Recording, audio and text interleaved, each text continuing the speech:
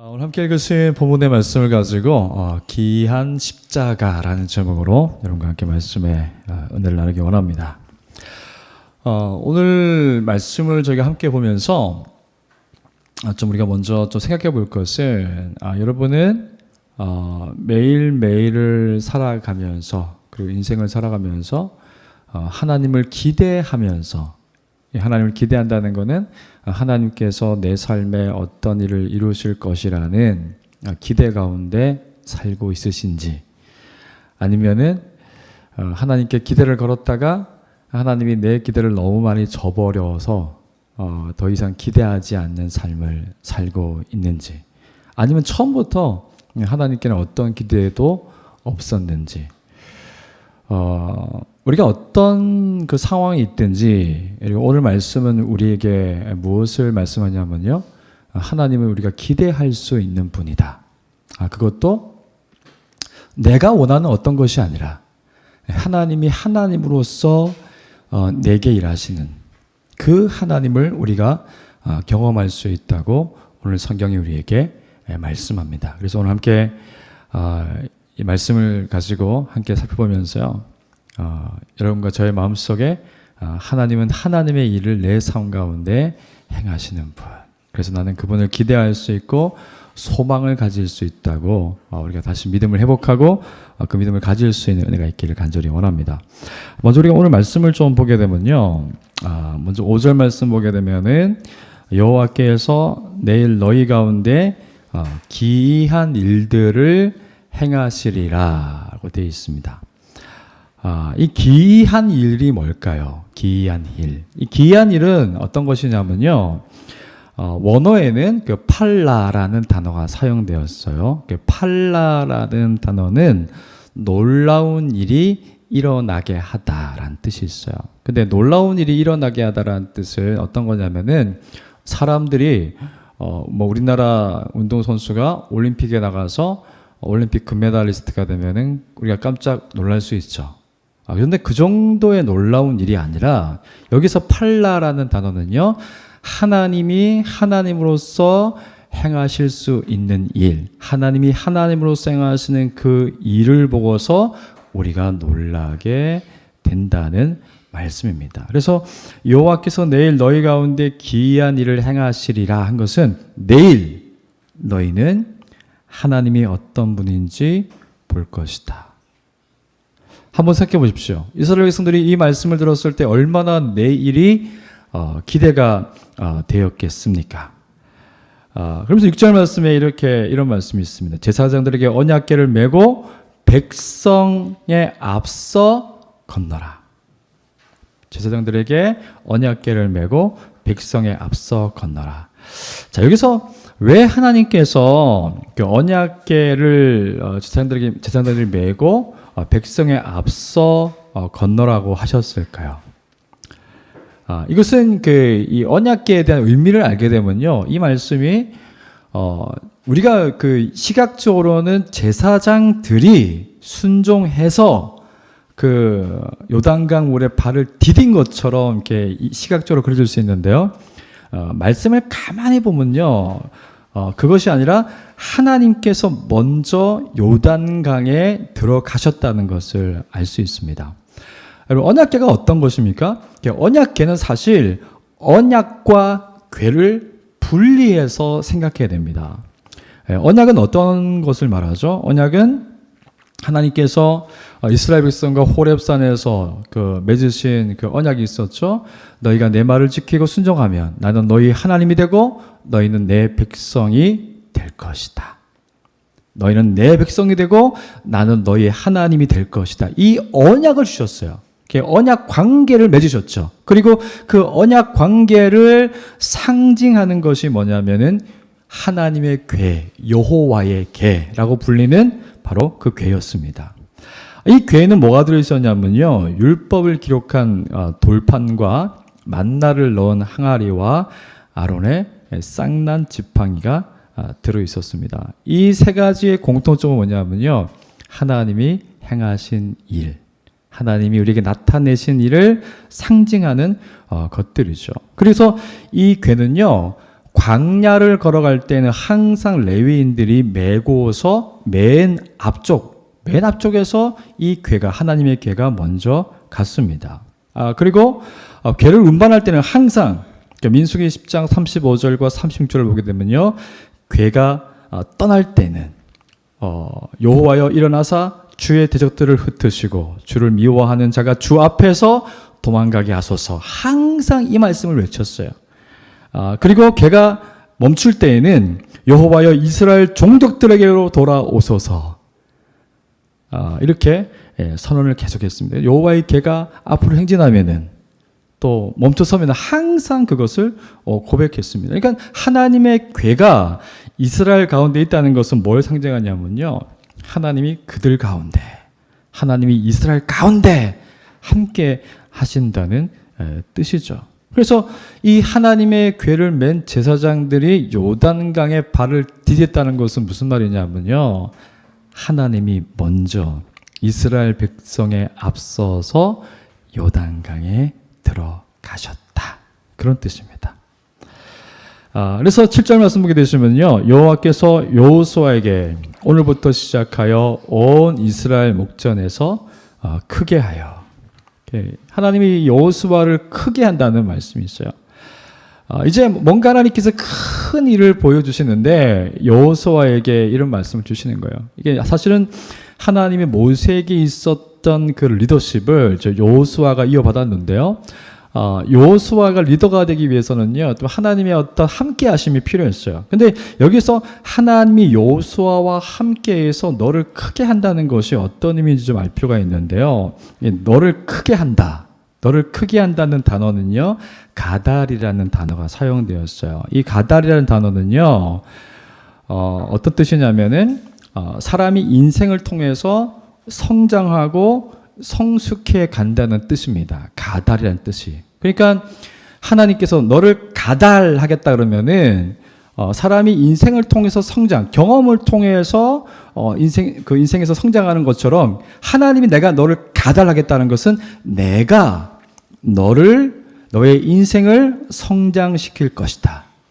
내가 너와 함께 있어서 네가 나를 보고 나를 경험하고 내 안에서 너의 삶은 성장할 것이다, 잘할 것이다, 성숙해질 것이다, 그런 뜻입니다. 여러분, 사람의 진정한 그 성장과 성숙은요, 그 사람의 인생이 하나님 안에 있어야 합니다. 하나님 안에서 그분의 성품과 은혜의 영향을 받을 때 성장하고 성숙합니다. 우리는 하나님이 우리를 크게 하신다는 이 말을 들으면요, 우리가 지금까지 어떤 보았던, 우리가 들었던 그런 예들을 생각하면요, 나의 성품의 변화는 없이 하나님의 그 전능하신 능력만 내게 주어지는 것을 하나님이 우리를 크게 하신다는 개념으로 생각할 수 있습니다. 그런데 그런 게 아니라는 거예요. 하나님이 누군가를 크게 하겠다는 것은요, 내가 능력만 주어서 그 사람이 어떤 능력을 행하는 것으로 나타나는 것이 아니라 하나님의 성품을, 우리가 그런 예를 볼 수 있죠. 하나님의 성품을 담지 않는 삼손이 초월적인 하나님의 힘을 받았지만은 그가 어떤 인생을 살았는지 우리는 잘 알고 있죠. 예. 그런 게 크게 된다는 의미가 아니라는 거예요. 하나님이 여호수아를 크게 하신다는 것은 내가 너와 함께 있어 나의 성품으로, 나의 일함으로 너의 내면을, 나를 신실하게 사랑하고 신뢰하는 사람으로 만들어 나의 모든 계명을 지켜 행하는 사람으로 만드시겠다는 것이죠. 그래서 하나님이 우리를 크게 하겠다, 내가 너를 크게 하겠다, 그 말씀에 끝 지점에 가면 뭐가 있냐면요, 뭐가 있겠습니까? 하나님을 사랑하고 하나님의 신실함을 신뢰해서 그 말씀에 기쁨으로 순종하는 내가 있는 거예요. 내가 어떤 큰 능력 받아서 내가 뭔가를 막 멋들어지게 막 해내는 게 아니라, 나 이런 사람이야, 나 이렇게 기도 많이 하고, 나 이렇게 능력을, 사람도 고칠 줄 알고, 막 이런 사람이야, 이런 게 아니라 하나님을 사랑하고 하나님의 신실함을 믿고 그 하나님이 신실한 분이라는 것을 믿기 때문에 그 하나님의 말씀을 따라서 기쁨으로 살아가는 사람. 그 사람이 큰 사람이라는 거예요. 그 사람이 큰 사람이라는 거예요. 그러니까 오늘날 마치 요즘 그 유튜브에 보게 되면요, 자신이 하나님의 능력을 받아서 자신이 특별한 능력을 소유하고 특별한 능력을 발휘할 수 있는 것처럼 아주 멋지게 포장한 사람들이 좀 있더라고요.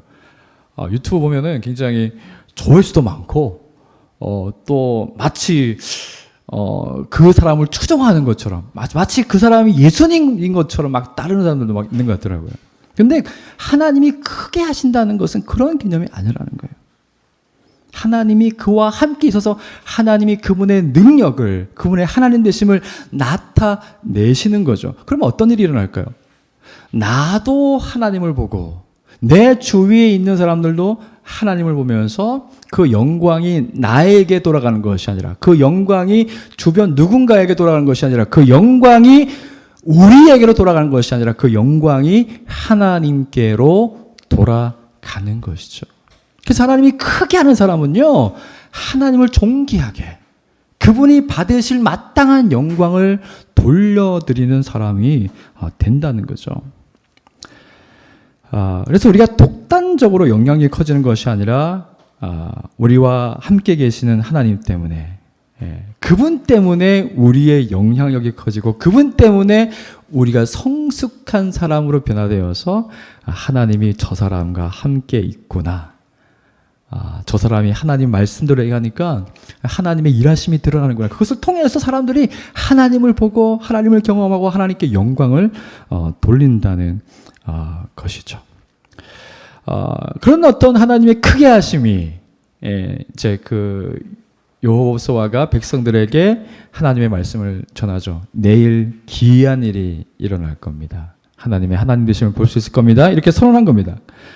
그리고 8절에 보시면 언약궤를 맨 제사장들에게 명령하여 요단 물가에 이르거든 요단에 들어서라고 하시죠. 여기서 왜 하나님은 요단에 들어서라고 하셨을까요? 이 시기는 계절적으로 추수할 때쯤이 되면요, 항상 그 요단강은 수위가 가장 높았습니다. 수위가 낮아지면 지나갈 수도 있는데 하나님은 수위가 가장 높을 때 건널 수 없는 강에 들어서라고 말씀하시죠. 하지만 말씀을 가만히 살펴보면 제가 말씀드렸던 것처럼요, 하나님의 임재를 상징하는 하나님의 궤가 먼저 요단강에 들어섭니다. 하나님이 먼저 이스라엘 백성에 앞서 범람하는 요단강을 밟으신 것이죠. 그러니까 당연히 13절의 말씀처럼 강의 물이 위에서부터 끊어지고 한 곳에 멈추어 쌓였다고 기록하고 있죠. 자연계를 창조하신 하나님이 딱 그 요단강에 발을 딱 디디시니까, 표현하자면요, 모형론적으로 표현하자면은 딱 디디시니까 물이 그냥 놀래가지고 확 멈춰버리고 서고 쌓이는 거죠. 그런 일을 행할 수 있는 분은 하나님밖에 없다는 것을 보여주는 거죠. 그래서 하나님이 여호수아와 함께 하신다는 것을 보여주는 방식은요, 여호수아가 하나님의 말씀을 전하는 것으로, 그리고 하나님은 그 말씀을 전한 대로 하나님이 일하시는 것을 통해서 생생하게 보여주죠. 여기서 우리는요, 하나님이 우리와 함께 하신다는 그 성경적인 의미를 발견하게 됩니다. 하나님이 우리와 함께 하신다. 하나님이 나와 함께 하신다. 하나님이 약속하신 가나안 땅으로 들어가고 정복하는 일은요, 이스라엘이 할 수 있는 일이 아니었습니다. 약속한 땅에 들어가고 정복하는 것은요, 하나님이 하시는 일입니다. 기독교의 가장 큰 가치는 어디 있냐면요, 세상 모든 종교는 내가 열심히 하고 그 보답으로 신이 나에게 그 열심에 대한 상을 주는 게 종교입니다. 그것이 종교의 체계입니다. 근데 기독교는요, 살아계신 하나님은 우리에게 뭘 하시냐면요, 하나님이 하세요. 하나님이 모든 것을 하십니다. 세상도 창조하시고 만물을 창조하시고 우리도 창조하시고 우리가 어떻게 살아야 할지도 가르쳐 주시죠. 명확하게, 정확하게. 그리고 살라고 하십니다. 다 준비해 놓으시고 개척하라 하시지 않고 하나님 우리에게 뭔가를 이렇게 가라고 하실 때는요 이미 다 예비되어 있다는 거예요. 우리가 열심히 하나님 능력 받아서 열심히 뭔가를 하는 게 아니라 하나님이 함께 하신다는 것은 하나님이 미리 앞서 우리가 가야 될 그 길에 앞서 하나님이 일하고 계신다는 거죠. 그럼 여러분이 기도할 때 어떤 걸 상상할 수 있을까요? 여러분이 어떤 기도 제목 가지고 하나님 앞에 마음에 소원하는 것을 가지고 기도합니다. 그럼 기도할 때 내가 그 기도는 어떤 방향으로 만들어지겠습니까? 기도할 때 하나님 이 일에 대해서 하나님의 뜻이 무엇입니까? 라고 묻겠죠. 하나님 이렇게 해주세요가 아니라 하나님의 뜻이 무엇입니까? 내가 어떻게 하면 될까요? 그 하나님 우리에게 뭐라고 하실까요? 말씀 봐라. 말씀에 다 있다. 내가 이미 행했고 내가 이루어 놓은 일이 다 있다. 그럼 이런 말씀을 보게 되면요 우리가 기도하던 내용들을 살면 되는 거예요. 그 산다는 것은 내가 뭔가 막 개척하고 내가 뭔가 열심히 뭔가를 만들어내는 게 아니라 이미 하나님께서 행하신 그 길 위를 걷는 거죠. 그러면 말씀은 뭡니까 여러분? 말씀은요, 말씀에 순종한다는 것은 내가 이 말씀에 순종하면 내가 예수 믿지 않는 사람들보다도 더 돌아가는 것은 아닐까? 내가 예수 믿지 않는 사람들보다 더 손해보는 것은 아닐까? 그런 게 아니라는 거예요. 하나님의 말씀이라는 것은 이미 우리에게 복을 주시기 위해서, 우리에게 은혜를 주시기 위해서 모든 것을 예비해 놓았으니까 그 길을 가라는 거예요. 개척의 길이 아니라 내가 만들어내는 길이 아니라 이미 하나님이 완성하신 완벽한 플랜 위를 걷는 게 하나님의 말씀에 순종하는 것이죠. 근데 우리가 그 말씀에 순종하지 못하는 것은 딱 하나입니다. 하나님에 대한 믿음과 신뢰가 없으면요 하나님의 말씀에 순종할 수 없어요. 하나님이 아무리 많은 약속과 많은 복을 약속하셔도 하나님을 신뢰하는 마음이 없으면은 그 말씀에 순종할 수 없죠. 마찬가지입니다. 여러분 이 요단강을 건너는 일에서 하나님께서 이미 다 준비하셨어요. 뭘 준비하셨습니까? 하나님의 플랜 속에는 이미 물을 멈추게 하시고 서게 하시고 쌓을 것을 다 준비해 놓으셨어요. 그러면은 이스라엘은 가서 말씀대로 하나님이 이루실 그 일을 기대하면서 그 요단강에 들어서면 되는 겁니다. 들어서면 되는 거예요. 근데 거기서 필요한 게 하나님을 향한 신뢰죠. 하나님을 향한 믿음이죠. 그 믿음이 없으면 사실 요단에 발을 내딛는 것이 너무 힘이 들겠죠. 그래서 하나님이 우리와 함께 계신다는 게 그런 개념이에요.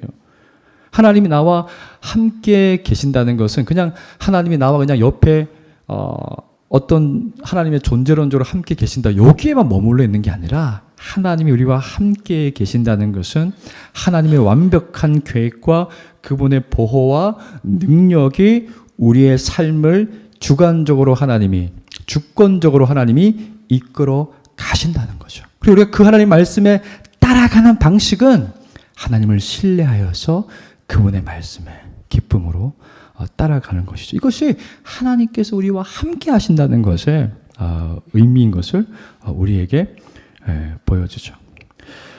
그리고 17절 말씀 보게 되시면요. 여호와의 언약궤가 요단 가운데 마른 땅에 굳게 섰고 이것은 이제 계속 읽겠습니다. 여호와의 언약궤가 요단 가운데 마른 땅에 굳게 섰고 이스라엘 모든 사람들은 요단강을 마른 땅처럼 건넜습니다. 이스라엘이 요단강을 마른 땅처럼 건널 수 있었던 것은 하나님이 범람하는 요단강을 멈추셨기 때문이죠. 그래서 이 요단강을 건넌 사건은 하나님이 기이한 일을 보이실 것인데 그리고 그 기이한 일을 너희가 보기 위해서는 하나님이 너희를 성결하게 하라 이렇게 말씀하시고 그 다음 날에 하나님이 실제로 그 범람하는 요단강에 자신이 먼저 발을 내디디시고 멈추게 하시고 이스라엘을 건너가게 하신 사건을 우리에게 보여주고 있죠. 여기에는 뭐 많은 기독교적 가치관이 있죠. 하나님의 함께 하심이 뭐냐, 그 하나님의 기이한 일을 우리가 기대할 수 있고 볼 수 있다라는 것들이 나오죠. 그리고 4장 19절에서 21절을 보게 되면요, 이것을 기념하는 그 내용이 나옵니다. 여호수아가 요단에서 12돌을 길갈에 세우고 이스라엘 자손들이 훗날 그들의 아버지에게 이 돌들이 무슨 뜻이냐고 물으면 이스라엘이 마른 땅을 밟고 요단을 건넜다. 하나님이 요단물을 너희 앞에서 마르게 하사 너희를 건너게 하신 것이 너희의 하나님 여호와께서 우리 앞에 홍해를 말리시고 우리를 건너게 하신 것 같았나니, 이렇게 말하라고 하나님이 시키시죠. 여기서 중요한 단어는 뭐냐면요, 너희의 하나님 여호와께서 너희 앞에서 건너게 하신 것 같이 건너게 하심과 같았느니라, 이런 단어입니다. 너희의 하나님 여호와께서 너희 앞에. 하나님께서는 이스라엘의 조상들이 과거에 홍해를 건넜을 때 그때만 하나님이 잠깐 나타나신 것이 아니라 너희의 조상, 너희 아버지가 요단강을 건넜을 때 그때 잠시 나타나신 것이 아니라 하나님은 너희 앞서 하나님을 신뢰하는 자들, 하나님을 믿는 자들, 너희들의 앞서 항상 행하실 것이다. 그러니까 너희도 홍해를 건너는 것 같은, 요단을 건너는 것 같은 하나님의 기이한 일을 보게 될 것이다. 하나님이 하시는 일을 보게 될 것이다. 이것을 기념하는 게 길갈에 세운 12개의 돌이었죠. 여러분, 이 구약 성경에서, 오늘 우리가 함께 읽은 이 구약 성경에서 등장하는 몇 가지 상징적인 단어들이 우리에게 가르쳐 주는 것이 있습니다. 그게 뭐냐면요, 첫 번째는 5절에 있는 성결이라는 단어입니다. 성결이라는 건 뭘까요? 성결은 하나님의 것으로 구별된다. 쉽게 말하면 하나님 곁에 있다. 그래서 성결이라는 것은 우리가 거룩한 하나님 곁에 있으려면 우리는 죄가 없어야 돼요. 하나님처럼 거룩해야지만이 그분 곁에 있을 수 있죠. 그런데 우리가 어떻게 죄가 없는 사람이 될 수 있겠습니까? 5절은 하나님이 이스라엘 가운데 기이한 일, 곧 하나님만이 하실 수 있는 구원을 이루실 텐데 그 전제 조건이 뭐였냐면요, 이스라엘에게 성결하라고 말씀하셨어요. 너희가 거룩해져야 된다. 너희가 죄가 없어야 된다. 너희가 깨끗해야 된다. 만약에 우리를 성결하게 하는 것이 우리의 노력에 달려 있다면 하나님의 기이한 일을 우리는 볼 수 없을 겁니다. 성결이 조건이기 때문이죠. 저와 여러분 가운데 성결한 사람이 누가 있을까요? 하나님의 그 거룩하심을 이룰 수 있는 사람이 누가 있을까요? 아마 우리가 그리스도의 의로 옷 입지 않았다면은 우리가 하나님 앞에 서게 되면 우리는 다 죽을 겁니다. 우리가 말하는 대로, 우리가 지금 말하는 대로, 우리의 생각에, 우리 머리로 생각하는 죄대로, 우리의 마음이 짓는 죄대로, 우리가 말과 행동으로 짓는 죄대로, 그 모습 그대로 하나님 앞에 서게 되면은 우리는 죽습니다. 그 거룩함의 불이 우리를 사르게 될 것입니다. 그래서 우리가 성결을 위한 우리의 우리가 노력을 한다 할지라도요, 그 하나님께 이를 수가 없습니다. 그래서 신학적으로는 우리는 전적으로 부패한 존재이기 때문에 우리 스스로 성결케 하는 것은 불가능합니다. 어떤 노력으로든. 우리가 어떤 의로운 행위를 하더라도 우리가 온전히 성결해지는 것은 불가능합니다. 그럼 우리가 하나님의 귀한 일, 구원을 경험하기 위해서는 우리 존재 위에 성결의 은혜를 부어주시는 하나님의 은혜가 필요하다는 거죠. 우리 존재 위에 우리가 만들 수 없는 성결을, 그 은혜를 부어주시는 은혜가 필요하다는 거죠. 그래야 하나님이 함께 하시는 것을 경험할 수 있고 하나님의 크심을 우리의 삶 속에서 경험할 수 있습니다. 요단을 건너는 것도 우리가 성결하게 되는 것이 전제 조건입니다. 그런데 오늘 성경 말씀에는요, 성결하게 하라는 명령은 있었지만 이스라엘이 어떻게 성결하게 했는지, 성결하게 되었는지는 나타나지 않습니다. 이 성결은 어디에 갔습니까? 이것은 우리가 하나님의 구원을 경험하기 위해서 성결이 조건이지만 우리 스스로 우리를 성결하게 할 수 없다는 것을 드러냅니다.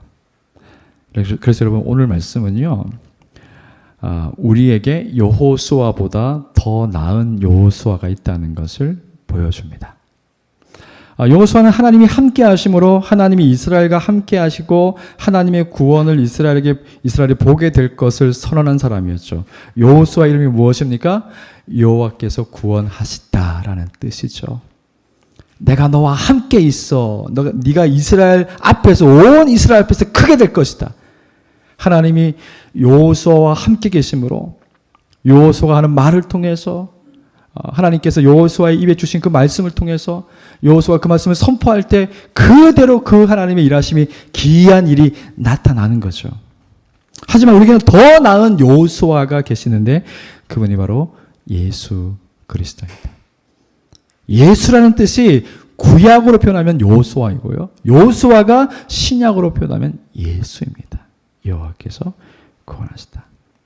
여러분, 예수님은 영원히 하나님과 함께 계셨던 분으로 예수님이 이 세상에 오셨다는 것은 하나님이 우리와 함께 계신다는 모든 구약의 말씀과 약속과 그 모든 실제를 완전하게 이루신 사건이죠. 예수님은 이스라엘의 법궤가 요단에 들어섰듯이 요단강에 잠기셨어요. 요단강에서 요한에게 세례를 받으심으로 예수님이 우리를 위해서 죽으시고 부활하심으로 그 예수를 믿는 자들, 곧 그의 죽으심이 나의 죽음이고 그의 부활이 나의 부활이라는 것을 믿는 사람들, 그 사람들은 모든 죄를 속죄받게 됩니다. 죄 용서를 받습니다. 성결이 그리스도를 통해서 이루어지는 거죠. 구약 본문에서 오늘 우리 함께 본 본문 말씀에서 성결하라는 명령은 있지만은 이스라엘이 어떻게 성결하게 되었다는 내용은 나오지 않아요. 물론 이스라엘이 애굽에서 나올 때 어린 양의 피로 성결하게 되었죠. 물론 의식법을 통해서 이스라엘이 성결하게 되었죠. 그러나 그 모든 의식법과 애굽에서의 어린 양이 상징하는 것이 있습니다. 그것은 예수 그리스도의 단번에 십자가에서 죽으신 것입니다. 그러니까 그리스도의 보혈의 능력이, 그분의 존재의 무게와 가치가 우리의 모든 죄를 사하고 과거에 하나님의 명령에 순종하여 그분을 신실하게 믿는 자들이, 그 모든 자들도 그리스도 안에서 속량받은 것이죠. 그래서 예수님은 사람의 몸을 입고 오셔서 그분의 전 생애를 우리와 함께 보내셨죠. 죄로 인한 우리의 고통과 죽음을 보시고 슬퍼함이 오셨습니다. 예수님이 나사로의 무덤에서 슬퍼 오셨던 이유는 뭐냐면요, 우리의 존재가, 예수 그리스도가 아니라면 우리의 존재가 죽음과 영원한 죽음과 죄로 인한 영원한 죽음으로 끝날 것을 아셨기 때문에 예수님은 슬퍼하셨습니다. 그런데 하나님이신 그분이 우리에게 오셨고 우리와 함께 계시기 때문에 죄와 죽음으로 고통 가운데 있는 우리는 소망을 가질 수 있게 되었죠. 그리고 예수님은 하나님의 가장 기이한 일이 되시죠. 기이한 일이 뭐라고 했습니까? 하나님만이 하실 수 있는 일. 여러분, 십자가 사건은 참 놀랍습니다. 왜 놀랍냐면요, 하나님이 사람을, 죄인을 구원하시는데 구약이 우리한테 보여주잖아요. 하나님은 홍해도 가를 수 있는 분이라고요. 범람하는 요단도 건너고 여리고도 무너뜨릴 수 있고 모든 것을 하실 수 있는 분인데, 성경은 하나님이 행하신 가장 기이한 일이 뭐냐면은 그 아들이 십자가에서 비참하게 연약한 모습으로 죽으신 거라고 우리에게 말씀하죠. 예수님이 십자가에서 죽으신 그 일이, 그 사건이 하나님이 이 인류에게 행하신 모든 일 중에서 가장 기이한 일이죠. 그래서 우리는 십자가를 기이한 십자가로 부를 수 있는 거예요. 하나님이 행하신 가장 큰, 가장 놀라운 일. 왜? 그 사건을 통해서 그를 믿는 자들이 모든 죄와 모든 사망으로부터 자유를 얻고 구원을 얻었기 때문입니다. 사랑하는 여러분, 오늘날 저와 여러분이 예수님을 믿기 때문에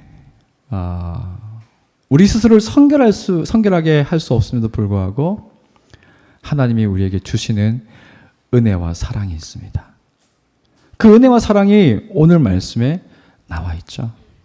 내가 너와 함께 하겠다. 여러분, 하나님이 여러분과 함께 하시는 것을 느끼며 경험하며 살고 있습니까? 만약 그렇다면은 하나님이 저와 여러분과 우리 가운데 함께 하시는 이유는 무엇입니까? 우리의 성결 때문이 아니라 그리스도께서 우리를 성결하게 하셨기 때문이죠. 그래서 우리가 그리스도의 십자가를 바라보면은 그리스도께서 그 죽음에서 부활하신 것을 바라보게 되면은 우리 안에 하나님께서 우리를 떠나시지 않고 영원히 우리와 함께 계실 것을 우리는 신뢰할 수 있죠. 여러분이 어떤 상황이 있든지, 여러분 앞에 어떤 홍해와 같은 일, 어떤 요단과 같은 일, 수많은 앞에 허들이 보이는데 우리는 무엇을 신뢰할 수 있습니까? 내가 저 허들을 열심히 넘어서 하나님께 인정받는 것이 아니라, 내가 뭔가를 열심히 해서 하나님이 보상해 주시는 것이 아니라, 이미 하나님이 우리를 사랑하시기 때문에 그 허들을 마치 작은 돌 하나 넘는 것처럼 가볍게 하신다는 거예요. 하나님이 요단에 먼저 들어가시잖아요. 예수님이 우리 대신 십자가의 고난을, 죽음을 직면하셨잖아요. 그래서 우리는 하나님이 우리와 함께 하시고 함께 하시는 그 하나님의 은혜와 사랑을 누릴 수 있다는 것을 성경이 우리에게 말씀합니다. 그래서 우리가 살면서 우리 앞에 많은 감당할 수 없는 일이 있다 할지라도 우리가 신뢰할 수 있는 것은 무엇이죠? 하나님이 앞서 행하시고 또 그 하나님이 우리와 함께 계신다는 거예요. 그럼 우리가 해야 될 것은 무엇입니까? 하나님이 우리에게 원하시는 것이 무엇인지 보는 것이죠. 내가 원하는 것을 하나님께 요청하는 게 아니라 하나님이 나에게 원하시는 것이 무엇인지를 보는 것이죠. 그래서 우리가 말씀을 보는 거예요. 하나님이 어떤 분인지 알기 위해서. 그래서 우리가 기도하는 거예요. 여러분, 기도는 주님 주시옵소서가 아니고요. 주님 이렇게 약속하신 것을 신뢰합니다. 확신합니다. 여러분, 기도는요, 확신을 얻는 시간이지 내가 얻지 못한 것을 받는 시간이 아니에요. 다 주셨다니까요. 아들을 주시니까 그와 함께 좋은 것을 주시지 않겠느냐 말씀하시지 않습니까? 다 주셨다니까요. 다만 우리에게 필요한 것은 그리스도 안에서 아들을 주신 그 하나님의 사랑 안에서 하나님을 신뢰하는 거죠. 하나님을 믿는 거죠. 그리고 우리가 하나님을 믿는다는 그 믿음의 표현은요, 하나님을 믿기 때문에 그분의 말씀에 기쁨과 자유와 자원하는 마음으로 순종하는 것이죠. 그래서 그리스도 안에서 그 핏값으로 죄와 사망에서 구원받은 하나님의 사람들은요, 하나님과 동행하는 삶, 하나님과 함께하는 삶을 살아갑니다. 그리고 그 삶은 어떤 방식으로 만들어져냐면은 말씀과 기도로 하나님의 뜻을 묻고 하나님이 나보다 앞서 행하시는 것을 신뢰하고 내가 이 말씀에 순종하여 가면은 그 길이 내게 복이라는 것을 확신하면서 가는 거죠. 하나님에 대한 신뢰의 마음이 커질수록 우리가 하나님 말씀에 순종하는 그 폭과 깊이는 더 넓어지고 깊어지겠죠. 그런 말씀을 읽겠습니다. 이 하나님을 우리가 신뢰할 수 있기 원합니다. 여러분, 이 한 주간 하나님이 저와 여러분과 함께 하신다는 것을, 우리가 예수 그리스도를 믿는다면, 그분이 나의 죽음과 나의 부활을 되신다는 것을 믿는다면 하나님은 결코 우리를 떠나지 않으십니다. 그리고 우리보다 앞서 일하시기 때문에 우리는 하나님을 신뢰하고 그분의 말씀에 순종하여 어떤 일이든 할 수 있습니다. 내가 하는 게 아니라 하나님이 이끄시고 하시기 때문이죠. 여러분 이 한 주간 그런 은혜를 경험할 수 있기를 원합니다. 우리 그러면 같이 한번 기도하겠습니다. 하나님, 내가 이 한 주간 살아갈 때 기이한 십자가 붙들게 하옵소서. 하나님, 왜 내 삶에는 하나님이 함께 하시지 않습니까? 아니에요. 십자가를 보세요. 하나님이 함께 하십니다. 하나님, 왜 내 인생 이렇게 혼자 내버려 두시고 나는 고아처럼 살게 하십니까? 아니에요. 기이한 십자가를 보십시오. 우리는 하나님께 버림받지 않았고 반대로 아무런 죄 없으신 그 아들이 하나님께 우리 때문에 버림받으셨습니다. 그가 상하고 찔림으로 우리가 나음을 입었습니다. 그러므로 하나님의 약속과 그분의 말씀을 신뢰하십시오. 그리고 그분의 말씀에 순종하여 자원하여 기쁨으로 그 말씀을 따를 때 이미 약속한 하나님의 은혜와 사랑과 그 복이 우리의 삶 가운데 채워지고 흐르는 것을 경험하는 우리가 되기를 원합니다. 그럼 마음 같이 한번 기도하시겠습니다.